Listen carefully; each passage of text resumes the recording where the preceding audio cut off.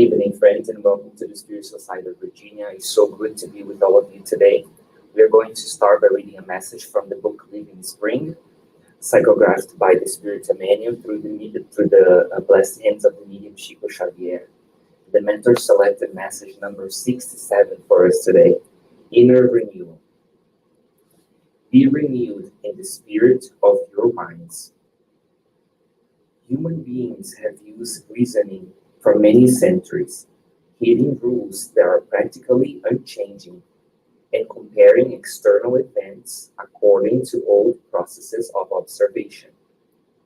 They run their physical lives, making great transformations in the area of fundamental organic procedures.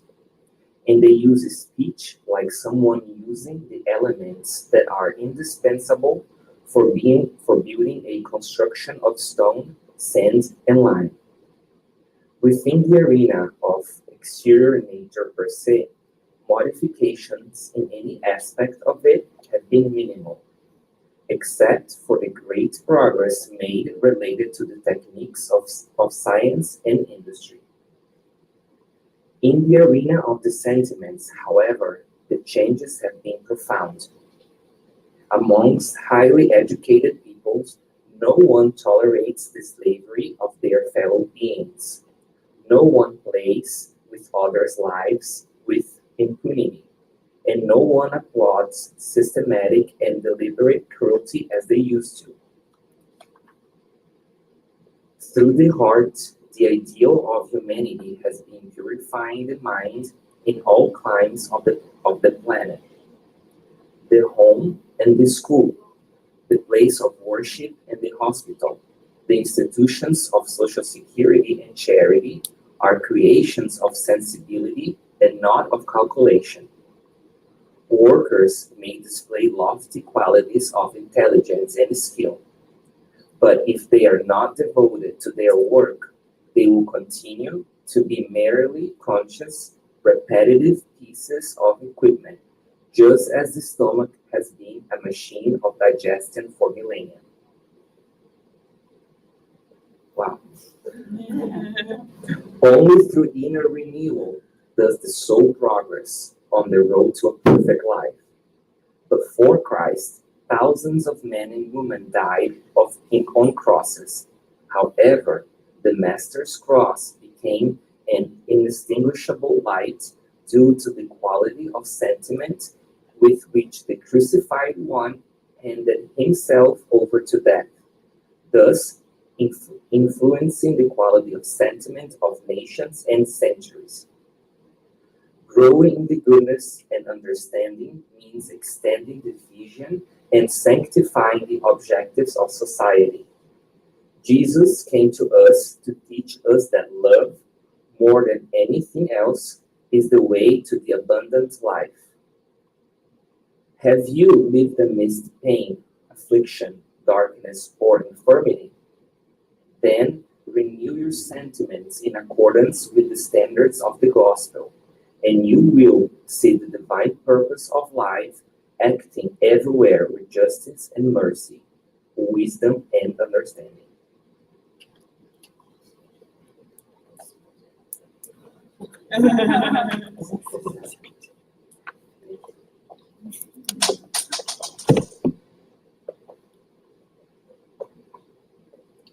Let us prepare ourselves for prayer. We thank you, dear God, loving spirits, spirit doctors, nurses, and therapists, spirit teachers, educators of the world. We bow our heads to you in reverence to your dedication to our progress. We would like to open ourselves to rearrange emotions, transforming thoughts and feelings for our own progress. Before we begin this therapeutic session, we would like to emanate thoughts of kindness, understanding, and healing to everyone who has their names in the book of prayer. May they feel helping hands coming their way. Solutions and resolutions for their lives. We trust, dear Lord, that your team of love is enveloping everyone with kindness, hope, and joy of living. Under your guidance and protection, we want to thank you for granting us the permission to be here in this hour, and so be it. So, let's do this. Okay, let's just hold on. Yes, take it easy. Let's see.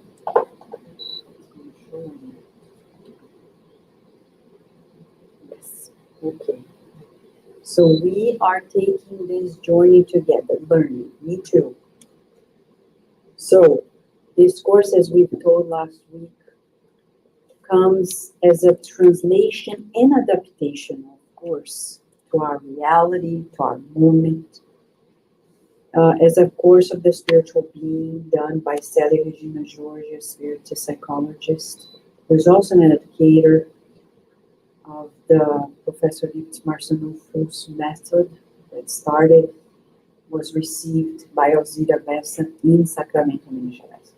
This is just a reference for us. There are books about it, but we are bringing the various slides. Carrie's kindly translating, we are revising, decorating, and sharing.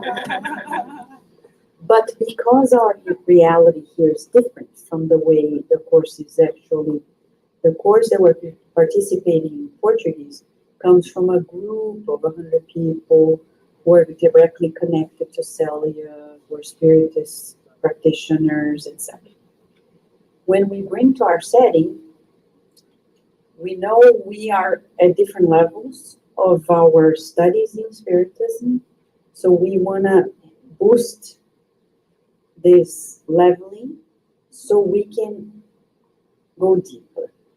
So according to Mentor Joseph, a strategy we're going to use is reading this book.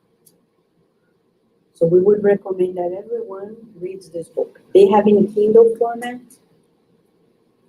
but we also have in the bookstore. We have 2 here, and we have a few more coming next week for you if you want the materials. But this book is very interesting because some of the people, all the people who were in 50 years later, are here reincarnated. How many centuries? More than 16 centuries later. They're here. And then you see, oh my gosh, they progress somewhat, but not so much. Some are repeating the same mistakes. Can you believe it? And what about us? So we want to read this book to identify what we're going to see theoretically. I'm going to give you some examples today. Because this book, as Emilio says, he says in the preface, this is a book of feeling for those who appreciate the human experience through the heart. And the description of Emilio is such that he names the emotions that they are feeling, unlike other books he wrote. So we can almost see ourselves in the characters and see exactly what this course aims at, identifying this in us. So if we can identify in the characters of the book, we will more likely identify in us, because we see almost like a mirror. Oh, this happens today. What about me? Oh, now I can understand, for example, my torments. So we would recommend everybody reading, no matter how, you just go reading. We're not going to say chapter 1, 2, 3, but if you read, you will know what we're going to talk about. Okay?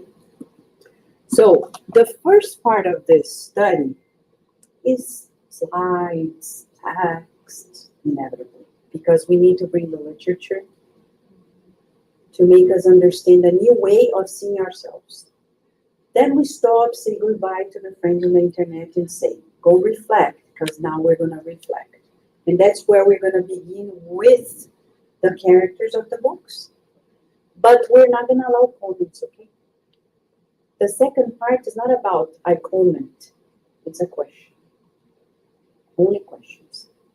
You ask a question, and we talk about the question. We're not going to comment.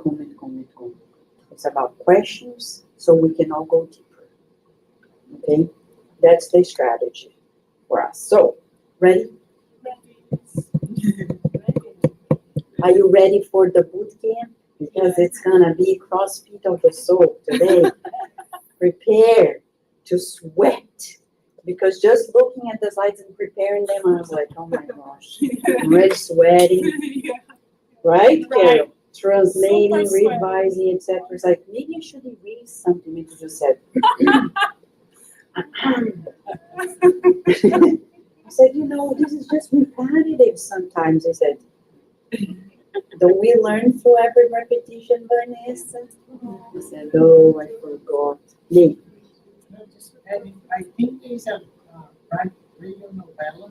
Yeah. For those who listen in Portuguese, if you go to YouTube, you can. The only difference is that it's fantastic. I agree with you. But you need to read too, because there we miss the description of what we're talking about. But you can get to know the story. I agree. Faster, listen to it, but if you can read it. All right? We're going to begin with the one and only. Who is he? Okay. Who is he? Oh, yes. So Jesus, he said, truly, truly I say to you, unless one is born again, one cannot see the kingdom of God. What does that mean? We need to reincarnate. That's why we're going to talk about a passage that is in the Gospel according to Spirit that talks about the need for incarnation. The passage of spirits through corporeal life is necessary so that they may accomplish, with the help of physical action, the designs whose execution God has entrusted to them. So a good thing to do is this. Every day say, I didn't create myself. God created me. So if I have bills to pay, I send to him. Because it's his idea I live. Now he needs to pay the bills, right? Right. What is this? You create me and now I pay the bills? I'm joking. No, but think about it. You think your problem is yours. It's God's too. So if we have a bill to pay, ask God, how do I pay this? Because you created me. Now I need to figure this out. You have infinite intelligence. Share a little more. And I'm joking, but it's true. The good spirits. How many spirits love us? Many. Many are in the afterlife, cheering for us, helping us, encouraging us. And we are here to do what God wants us to do. So that's our daily quest. Do you want me to do this? Do you want me to do that? Like daily. Sometimes God wants us to talk to this person at work. Listen to them. We don't. Because we think God wants us to go to Africa, help children in Africa. And He said, no, the Africa is in front of you. It's your boss. Starving. Spiritually starving. You should pray for your boss. Or for your relative. Or for have good thoughts about your family, about your co-workers, or the people who are in a restaurant. If you have worked in a restaurant, I have not in the US. I worked in a restaurant in Italy. It's a little different. Here, there's more family business. Here is everyone for the business, right? So who is actually working? 10,000 different people. Many people who are under drug addiction, so common. Drug addiction, they use drugs and cook. They use drugs and serve the tables. No wonder often we go to restaurants and it's a little hectic, we don't feel well. That's the behind the scenes of the kitchen. So we need to pray when we go to the restaurant, right? So God, being supremely just, must regard all his children equally. That is why he gives all of them the same starting point, the same aptitude, abilities, the same obligations to fulfill, and the same freedom to act. He's saying same in the long run of immortality, not one reincarnation, because it wouldn't be the same. We're not blind, we can see. So that's one life. But one life is not enough. So you know, I know, we need more than one. That's why we reincarnate. That's all it is. If people say, don't believe in reincarnation, that's crazy, because they don't want to be a cow. That's not what we're talking about. No, because people think they're going to be a frog, a cow, a dog, a cat, and they're like, maybe some people want to be a dog because they're so spoiled, right? Paul and Tony's cats are children. They're competing with Barbara, who has more attention, right? Because they are children of theirs equally now, right? They do them, right? You came first, the firstborn, you have more rights, but some of them don't agree. No. Right. But think about it. Think about it. We need to talk about this to people because that's not what we mean reincarnation. Human is reincarnated as human. But some people don't want to reincarnate in that nationality or another race, and that's why they refuse it. Because they're like, no, it can't exist because I'm not going to reincarnate there or in this way.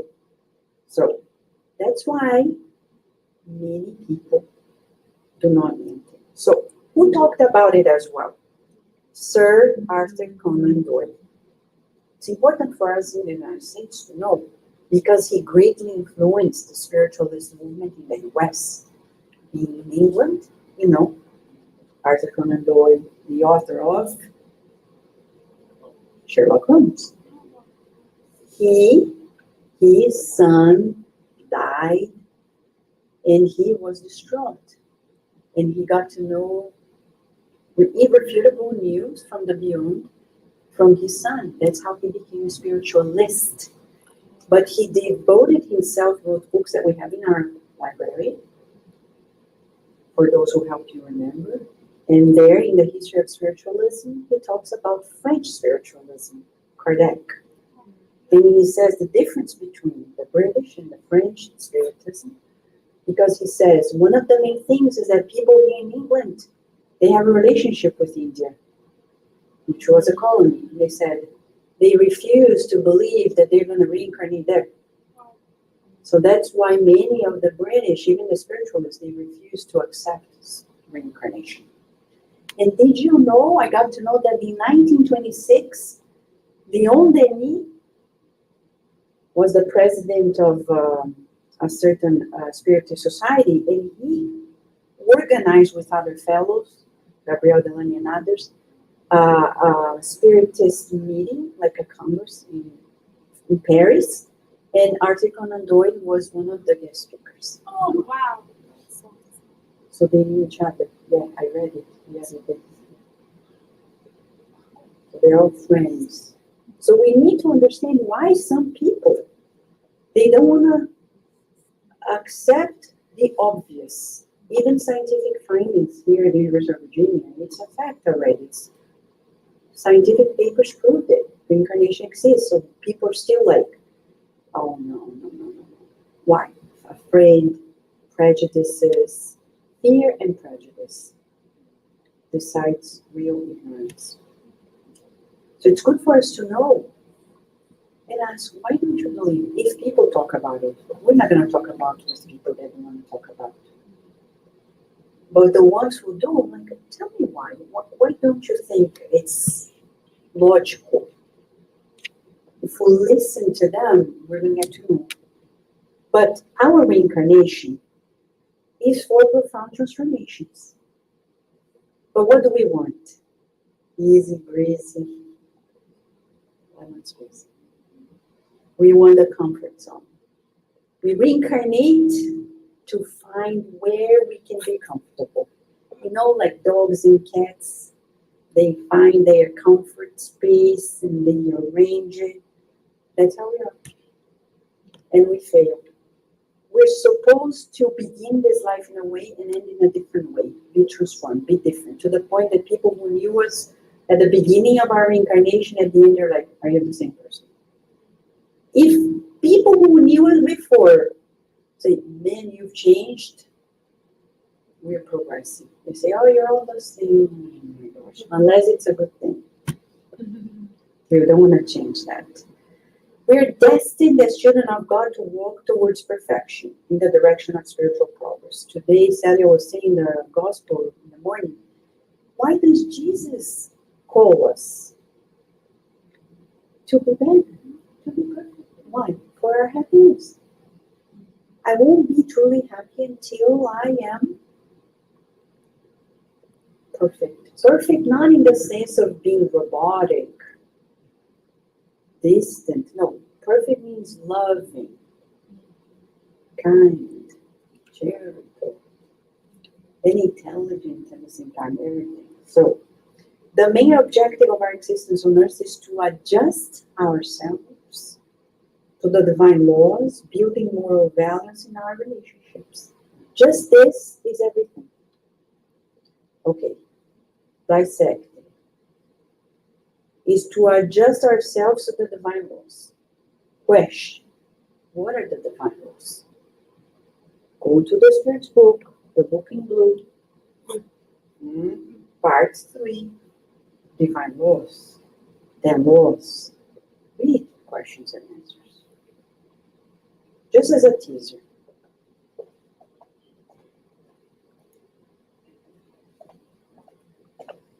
Because the book seems like too much. Put on a Kindle, you won't see how thick it is. You won't be afraid about its thickness. Right? Now, think about it. Open. Law of preservation. Look how interesting it is. If you think of self-defense, is it right or wrong? We talked about it here. Is the self-preservation instinct a law of nature? Absolutely. All living beings possess it, regardless of their degree of intelligence. God is so perfect that created us with an inner system to protect ourselves. There's a thunderstorm, right? We've got dogs, some of them super afraid. They're under the, right? Under the desk, the tables, they're like looping now. She's under the desk. Yeah. Because she's afraid of the thunderstorm. Because it's telling her.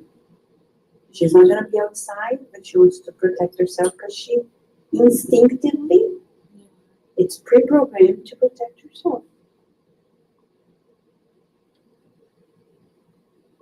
So don't feel guilty if you, in an emergency, you ran for your life. Because you're supposed to save yourself.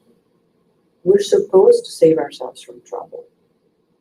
When people are taking too many risks, their self-preservation instinct is not calibrated. It's like an instrument, they need to calibrate. Okay? When we see people self-inflicting injuries, their self-preservation needs calibration because it's off. We're made to protect ourselves and to build moral values in our relationships. Do we ever think about this? Who teaches us that? Nobody. But Spiritism and the Course of Spiritual Being, because it says we are here to harmonize ourselves to the laws of God. at every minute of our lives. There's no place, no time, nothing where we are not under this proposal, and this will happen in relationships. So we can't escape relationships. The best way is to look at them and work with them.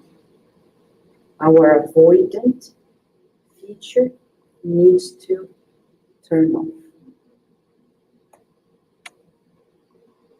So, talking about reincarnatory plan, in the book Missionaries of the Light, bear with me, okay? It's just one paragraph. It's in chapter 12 of the book. He says, a large percentage of reincarnations follow standardized format for everybody in cases involving reincarnation for purely evolutionary purposes. However, another percentage, which is smaller, does not follow the same plan. As the soul grows in learning and knowledge, and thus in responsibility, the individual reincarnation process becomes more complex, an exception to the general rule, as it is logical. Considering this fact, the most elevated spirit colonies have special services for the reincarnation of their workers and missionaries.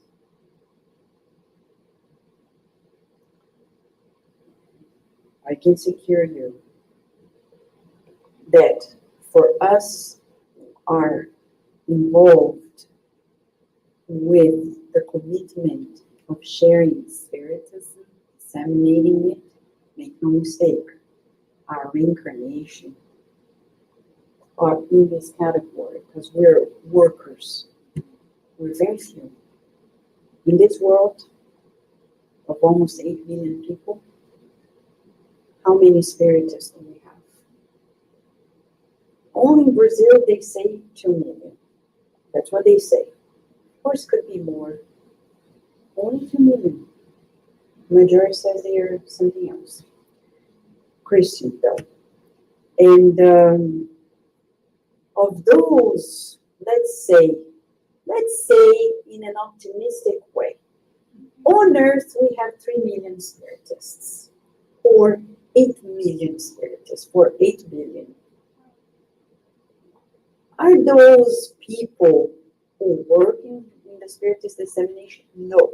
Of those, how many actually commit themselves to helping disseminate? 10%. That's real statistics based on research done by spiritists in Brazil. 10%. 10% of the people in spiritist centers are actually workers, practitioners, etc. 10%. So 10% of these 2 million in Brazil, those are math. Now, of these 10% in the world, let's say, how many of them do this in English? Think about it. Very few. And you think we're here just because we found the center. No. We had our reincarnations planned. We wanted the commitment, and now we're here. It's up to us to realize it and go. So that's why we're going to talk about this awareness and our choice. Last week we talked about decision, time of decision, and we come back to that moment of a choice. When we do things by instinct, that's not what we're calling choice. Choice for us here is something that comes out of discernment. We needed to be aware and then make a choice. So the exercise of free will activates our conscience because we have to say, what do I do? Our dogs and cats, they don't think. They already know. They know way before even the stimulus is ahead of them, there is a mechanism that they can almost foresee what's happening next. So because the perception is beyond, it's very instinctive. Instinct is perfect. It never fails. But our choices can fail us. So, the spirit, us, taking responsibility for our actions, we access conscience. And then what happens next? Assessing all the more freely our conscience, the spirit establishes a life guided by the divine rules. If one does not consult their conscience, the moving force behind their actions will be the prior facet of their current personality, what we call conditioning. So if, I'll give an example from the book Renunciation, okay? If you read 50 years later, Celia's parents and Alcione's parents, they are all the same. Celia is Alcione, her parents are here, Cirilo and Madalena. Cirilo has a cousin named Susana. Madalena has a cousin named Antero, or Susana and Antero. They are Cláudio, Sabina, and that's why I need to remember. It's easy for us to talk about the cases in the books than talk about ourselves, right? So let's talk about them first. So then look, and then we have Cláudio Sabina's husband. He loves the other woman, Celia's mother. Cláudio Sabina is married to this guy, but she loves Celia's father. Now, these people who used to be troublemakers, trying to steal the other spouse, now they are the cousins. They reincarnated Susana and Antero, the cousins, not to repeat the mistake of stealing somebody else's partner. And this is the scene at the beginning of the book. Okay, there are lots of parts. One of them, I'm not spoiling. There is a dialogue between Cirilo and Susana, the cousin. They are from Ireland. They are talking. And she is in love with her cousin. Okay. And then he says, oh, Susana, now I need so much to talk about you, about something with you. It's so important. And she's hiding, thinking, oh, he's going to reveal himself. And he says, I am in love. And she's like, oh. The maiden describes that she feels like her heart is racing. And she's like, oh my gosh, this is the moment. He's going to tell her. And he says, yes, I'm in love with Madalena. The maiden describes Susana's feelings. She started hating Madalena from that moment. I'm going to avenge in her thoughts. She did not show it to him, but in her thoughts, she's like, I'm hating her. I'm going to destroy her life. Blah, blah, blah, blah, blah, blah. Just like 16 centuries prior to that moment. Can you see what she's going to do? But it all began in feelings. That's why Felipe read this message written by Emmanuel in a renewal. It says that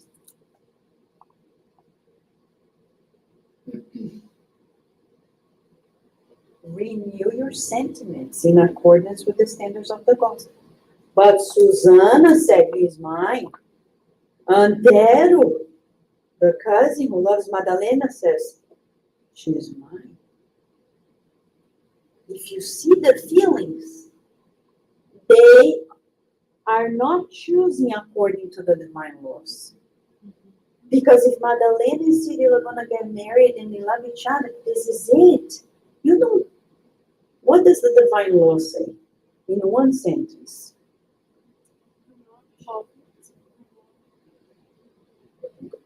The major law. Do to others what you like to receive. You love God above everything, and the neighbor is yourself. So you do what you like to receive. Would you like to be married to this person? Somebody else plots against you stealing that person? No. So then if Susanna was Christian, took that route, that's exactly what she did. Her, the force from, it's what we call, in English, Carol, anterioridade, how did we put it? Anteriority, right? It's a technical, yeah. It was a technical term that we have to borrow for this. Exactly. Anteriority. It's all those experiences, it comes back because there is no redefinition. And then the guilt generated by choices guided by bad passions is simply a delay in the consultation up to the conscience, generating remorse and fear. So when we are guilty, it's because we consulted our conscience after the fact. Too late. How often do we do this? So it's inevitable. There is a relationship between responsibility and conscience. Insofar as responsibility takes hold of the spirit, there is light in one's conscience. This is Andrea Lewis. Responsibility is the foreshadowing of the noble conquest of the spirit. When responsibility manifests itself, this shows that conscience is active. When we see people that are completely irresponsible, it's because their consultation to their conscience is not happening. Okay? We can't cast a stone because we've been there, done that, and probably in some aspects we're still there. So, but we need to reflect. Okay, breathe, because we have a few more slides. I think it's a lot. There's more to come. There's a thunderstorm and torments we're going to talk about. So what happens? Every time I create thoughts, feelings, words, and actions, I imprint memories in my mental field. It stays there. You think, it's archived. You feel, it's there. Leon Denis says it quite clearly. There's nothing we feel, we say, we do, we think that is not recorded. And that's the problem. Because we think we're just thinking, and actually we're creating, co-creating. Kardec says in the book, The Genesis, he says, photography of our thoughts. He says, if you think of killing somebody, you're 50% halfway through it. Just thinking. How many people say, I'm gonna kill, I hate. I say to Virginia, when you hear your friends saying, I hate, say, why don't you say just dislike? Because hatred is so poisonous. Words have power. So we need to change these habits. Because everything stays in the memory. Memory is so powerful. How do we go from where we are to Jesus' level? We ask, hey, Jesus, you have lived lives where before being Jesus you were not perfect. So how did you make peace with yourself? And neuroscience responds today. And I studied in 2014 with veterans in the United States. who developed post-traumatic stress disorder. They discovered something fantastic, that you can actually displace a bad memory by creating good memories. So the more good I do, I start making new sense of the things that I did in the past. I start creating a new scrapbook in my mental field. If you like scrapbooks, imagine. We go there and we tell the story from a different angle. I understand offenders and even myself as an offender from a different angle because I have new construction that overshadows this past. And then I make peace with myself. I'm able to shine God's light, be pure. It seems simple, but we know it's a lot of sweat and tears. So how do we renew this memory context? The renewing of memory contexts will not take place without the intense participation of the conscience, which by emitting an influx of moral values to the memory promotes conflicts, thus destabilizing morbid energies, adhere to mental images registered in the form of memories. Okay, we'll repeat this many times, don't worry. You know, it's like it's foreign today, tomorrow it's easier. But what is it saying? That if these memories are assessed by the light of the truth, it's as if there is, when you use QuickBooks, you want to reconcile the accounts with the expense and everything. When you're doing that reconciliation, that's in our memory file. We take that memory, God's laws. Does it fit in? No. What happens? When the light of God's laws come, if the memory is not fitting according to the laws of God, I create an existential conflict, some form of inner conflict. So being in conflict is not bad. It's actually a good sign that we are checking, reconciling what we do, what we did with God's laws. When it does not match, conflict. Now we need to make a decision to get out of this conflict. So, how is somebody gonna get out of this torment, the wrongdoing, to getting to doing right? Inevitably, conflicts were gonna happen. Our society on earth is currently very conflicted. If you compare to 1,000 years ago, we were not so much conflicted. We were tormented. Read the books 2,000 years ago, 50 years later, Hail Christ. People would kill out of nothing and they excuse themselves. They're like, I was right, I should have done worse. That's how you were.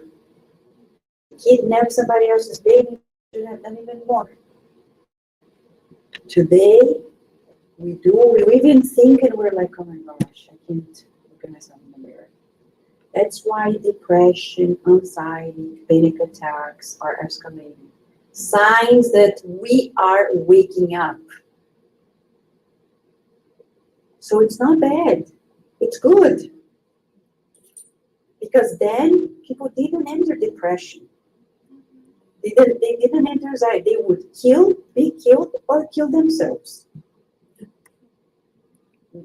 There is no first choice. Kill, be killed, or kill ourselves. No conflict. When they develop conflict, after finding Jesus. So Jesus came and you're like, oh, I repent. I shouldn't have done it. But I'm still doing it. Right? So I do it, but I shouldn't do it. It's what we call personalism. This is in the Gospel according to Spiritism. We studied last Sunday. It's about this ego in us. right? Personalism. The world's prejudices concerning what has conventionally been called the point of honor causes the somber susceptibility that is born from pride and the exaltation of personality, leading people to pay back injury for injury, offense for offense, in what seems like justice to those whose moral sense has not reason about the earthly passions. It's when somebody says you bought something at a restaurant, the person brought something else, and you're upset because in the past we were slave owners, and if you dare to do something wrong, we're no longer slave owners, but we're still thinking that people who are serving us were paying. How come? Are they deaf? They're not paying attention. They're so this, they're so that. Like, this is our ego destroying us. Where does this come from? When we feel like we're paying, people have to do it. And we humiliate people. And if we don't do it, we think. And do we feel good about it? No. Imagine if Jesus looked at us and was like, oh my gosh, you guys, you're so behind. He never did that. On the contrary, he was always stimulating us. He could see the next part of us. We need to train that in us, to see the best in others, even in ourselves. Now, our transgressions towards the divine law at first do not disturb us. Read this book. Susanna, the cousin, and Antero, the cousin, they're not bothered that they are feeling like we're going to avenge. Antero goes to the wedding and says she's going to be mine one day. He's transgressing the law and he's not bothered. How often we're like that. Our mental images, when we disturb the law, they are mental images that are charged by morbid pleasures. Morbid because they are wrong and because they come from conditionings of the past. We're repeating. For example, Susanna. Emmanuel says that the minute her cousin Cirilo revealed his love for Madalena, who, by the way, was Susanna's friend, and that's the strange part. She's friends with the woman until her cousin is interested, and Emmanuel says, the minute he said he's interested in somebody else, she always had this loving feeling for him, but Emmanuel says that for her, Cirilo became more handsome.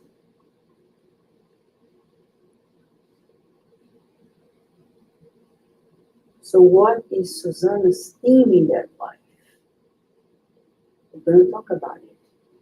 That morbid pleasure, it has to be mine, it can't be others, like spite. It's all about power. This systematic habit, dissociated from reason, generates torments, which is an alienated state of the thought. Meaning, we're crazy. We're out of reality. Alienated in the sense of mentally disturbed. Every time we are not according to God's laws, we are off, mentally disturbed. It's generating torment. So she can't sleep because she's thinking of her cousin. She doesn't want to eat because of her cousin. So it's a torment. Every torment reveals to us that we're missing a virtue or a value. Why can't we be happy for what people achieve? And rejoice. It's their turn, but when it's ours, we want people to rejoice. But when it's others, we don't want to rejoice. Isn't that funny? We want people to stop and be happy for us, but we don't want to be happy for other people. That's crazy. There's no reason, you see? It's nonsensical. Because if we put ourselves in other people's shoes, we'll say, I'll be happy for you. Even if I really love this person and this person loves that person, I'll be happy for them. But that's not love. Because if it were, she would not do what you would do. So it creates an instability of the personality. All the construction that is contrary to the good is unstable. So, when we're craving stability and peace, we will only achieve it by being accordant to the law of God. For this reason, there is much instability within humanity. Because people pray to God, help me. But then they lie, they cheat, they kill, they betray, they steal, they do 10,000 things that are wrong, kill, blah, blah, blah. The instability in the personality and emotional instability are directly related to the construction of these emotions, which are unstable in us. So, makes sense, right? Is Susanna happy? Never. She's never happy. If you see, she's always like anxious. She's always like, now they have a plague. There's a moment in the book. All of these books by Emmanuel, different times, talk about the pandemics, epidemics. You think it's only COVID? No, it has always been. And how people dealt with it. Even in the midst of that illness spreading in France, Suzanne and Antero are plotting against the very people they love and their happiness. People are dying in front of them and they're creating a plot. Think about it in our lives. The pandemic happened, and there are people now, during the pandemic, they're saying, God, I will help the world if I survive. We reached the past pandemic, and what are they doing now? Traveling. They forgot their promise. They were just bargaining with God like a child. But they forget that their promise was to themselves. So now there's an inner filter, and it's like a bomb that is ticking. Tick, tick, tick, tick. And one time it's going to explode. And it's going to create a commotion in us because we forgot what we promised ourselves before God. The instability is immense. We're entering another phase in our evolution. This phase has led us to the reflection upon our divine constitution. So the last 3 slides will focus on identifying our torments. How were we usually before reincarnating? Tormented, majority of us. Some had the opportunity to go to a spiritual colony, study, get out of that tormented mindset and reincarnate. Many had no time to do this filtering and straight in. And you can easily recognize in children. These children, they can't sit still. They can't sit still. They were tormented and straight to reincarnation, prepared by the spirits, but they didn't go to the spiritual colonies, did courses, did therapy. Straight in, they can't sit still. They can't. So what does that mean for parents? work on this child even more now. And the earlier the better. They need to learn to sit still. Many people here, and I'm going to say this because I know what it is to have a child. Carlos does too. And we had Virginia right in this center. The whole pregnancy, the whole babyhood. She came as early as 3 weeks, never left. She used to be seated next to Carlos. And people would not know she was here. Because she would be still, and she knew from me and Carlos that she couldn't make a noise. She goes to school, ask their teachers, do they have a problem? No. I can't create monsters for society, right? When parents are like, oh, I shouldn't have said, you say no. Because then they are going to be a menace in society. And then you're destroying society with your child. Is it easy? I know it's not. Because the legacy continues for all of us. But they need to sit. Now it's harder even for her. Now it's harder to sit still during the prayer, perhaps especially, right? Mm-hmm. They used to be quiet and still, closing their eyes. And now it's like, because right? We talk at home, come back, no tablet for a week, and then close your eyes during the fast. It's going to be story later for her to tell others, right? When we were little, parents said otherwise. But we need to get out of this torment because now they're waking up. We get closer to teen years. Things start popping up. It's a new phase. The tribe needs to help. Right? To say, I understand these impulses, but we can't go there. So let's talk about these torments in us. The absence of moral values, of the truth, and of experiencing the good established torment. So our torments will happen, it's the inner storms, when we have not yet become virtuous in a certain way, or we also don't know the truth, and don't have experience in the good. So that's why when people say, I want to get out of this torment, start helping others. Because in that movement, even if you have to do it and you don't want to do it, in that movement, we start collecting new memories that are going to counterbalance the guilt, the wrongdoings. The more good we do, more counterbalance till we shift the game. Get out of torment. Regeneration. So, torment.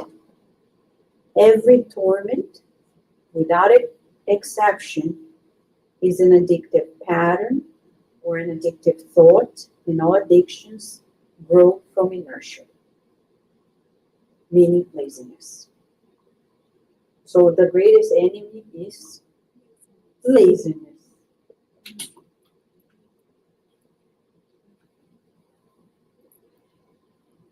When our children come to us and say, I'm afraid to die. It's very common nowadays. They're afraid of dying. They're afraid that the parents die. They're afraid of the pets dying. What is it? We need more construction in the good. Bring them. Let's do more sandwiches for the shelter. Let's pray for those friends in school that you dislike. It's okay to dislike, as long as we make effort to like. Just a transition. But we need to pray for the people.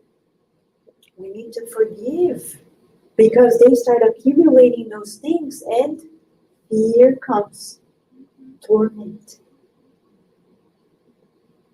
So we need our addictions come from our inertia.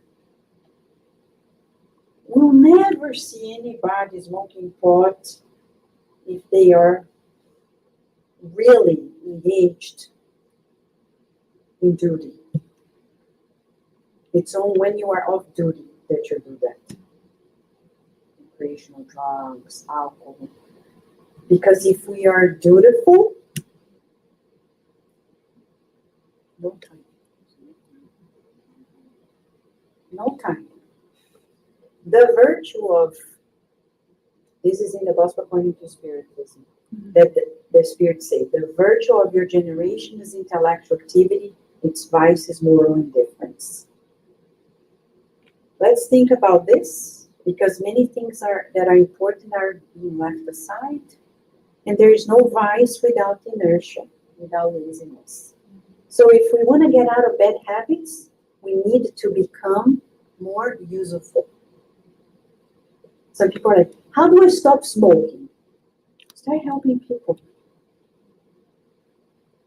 Instead of putting a cigarette here, type in, provide good information for people on social media. Every time you want to drink, go help somebody who is at a shelter. Write a good story. Draw something that's going to make somebody happy. Talking about torments, the established vice becomes also a torment. So, is there a solution? Of course. We are immersed within the divine law. But when we want to experience certain things outside of the law, we encapsulate ourselves and begin to live in a parallel reality that is called torment. It's like mental alienation. You see all these books 2,000 years ago, 50 years later, Hail Christ, Renunciation, all the villains, to summarize, all the villains ended up mad, mentally ill. Either killed themselves or were killed in deep torment. Tragic ways. They did all the bad deeds possible. The end of their lives was pure tragedy. Because we think, yeah, I can do it. Yes, you can, but remember, for every action, there's a reaction. We encapsulate ourselves so that the law does not disturb us. You say. Some people told the other day, it's not good to learn too much, because then you'll be guiltier later. Mm-hmm. It's a twisted thought, huh? Oh, really? It's as if I say to somebody, don't read what's written here. Don't read this. You already read it. You read it. When I say I'm not going to get to know more because if I do, I'll be guilty, they already know what they're talking about. And they're saying, they're saying, I don't want people to keep reminding me of this. But they already know. And they think by escaping, they are buffering, but we're not. If the spirit does not have the habit to actually to reflect, to consult their conscience, if the spirit does not have inbuilt values, virtues, if they do not develop in their inner recesses feelings, sentiments that prevent the manifestation of prior tendencies, torments will prevail. That's when people say they don't get out of their addictions, the bad habits. Why? But they don't know what else to do. Why are you going to stop drinking? There must be a reason. Because we understand it can be fun.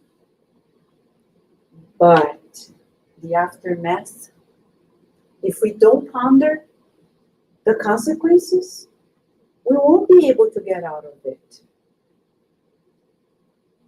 Every time we studied in Life and Sex, and every time we have a sexual relationship with someone, we form a fluid connection. So this thing nowadays, I'm a woman, because men used to do it, now it's us, right? I will do the same just because whoever, one today, another tomorrow. Always That torment will lead us to mental imbalance. Schizophrenia is one of them. The natural byproduct of sexual addictions. Mental illnesses. Andre Lewis in Sex and Destiny, Manual in the book, Life and Sex, repeat that time and again. It's impossible not to become mentally imbalanced if we keep cherishing this sexual misconduct. It's a torment. To wrap up, amen. It tells us the story. The importance of building true feelings. Emotion is one thing. Emotions are very instinctive. Feelings are the construction of our reasoning over the marble of our feelings. So he says, as feelings develop, the spiritual being proceeds in stabilizing itself. So we become more stable. So sometimes we're hectic because we want to be loved instead of loving. Start loving people. Life becomes more stable. Jealousy disappears. Envy. Lots of relationship emotions will disappear. The personality begins minimizing itself, ego, and its inner construction becomes more solid and more stable. The spiritual being goes on illuminating itself, and the spiritual being rises, leaving behind its badly constructed vibrations. The constructions of feelings begin when we think of something beyond ourselves. That's the secret. We won't have true construction if we don't forget ourselves. That's why we feel so weak. Because we're always like, me, my mind. It's very weak. The minute I wake up thinking about others, creating those feelings of altruism, I put myself in a secondary position, and in truth, the thought is the cause of the action, but the feeling is the vibratory mode through which thought and cause shape themselves. As we feel, we mold the idea. Amen. Okay, a lot of things for us to meditate. That's why we need to reflect on this and think of these characters in the book that are showing to us why we suffer. Because like Susanna, she didn't show her anger. She was very polite. She sees Madalena sick, almost dying. She goes to the priest and says, she died. She didn't. But proclaimed her death so she would find a way to steal Madalena's husband. For society, she was polite, so cute, from a good family, wealthy. Even Madalena didn't know that her friend was not a friend. If we are like this in a spiritist, we're in trouble. If we're at that level, so we need to stay. I'm going to turn off saying thank you, friends. See you next time.